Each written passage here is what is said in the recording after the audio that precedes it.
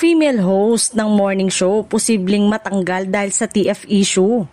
Usap-usapan ngayon sa loob ng network ang tungkol sa isang kilalang female host na isang morning show na di umano'y posibleng mawala ng programa matapos ang umano'y hindi pagkakaunawaan sa usapin ng talent fee.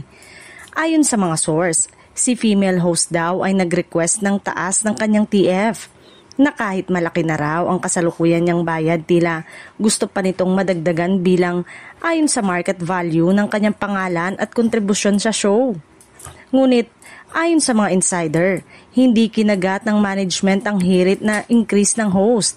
Ang sabi pa, hindi raw ito nagustuhan ng female host at naging cold na umano ang pakikitungo niya sa ilang staff at co-host.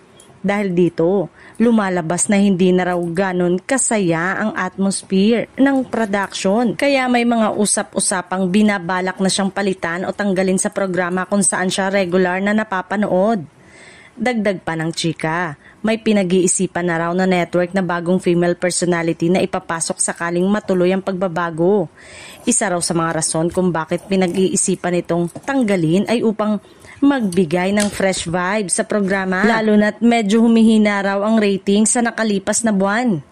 Kilala si female host sa pagiging matapang at prangka at hindi ito unang beses na nasangkot siya sa ganitong kontrobersya.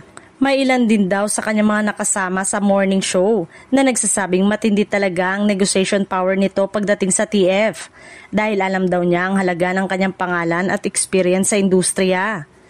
Sa ngayon, marami ang nag-aabang kung ano ang magiging desisyon ng network.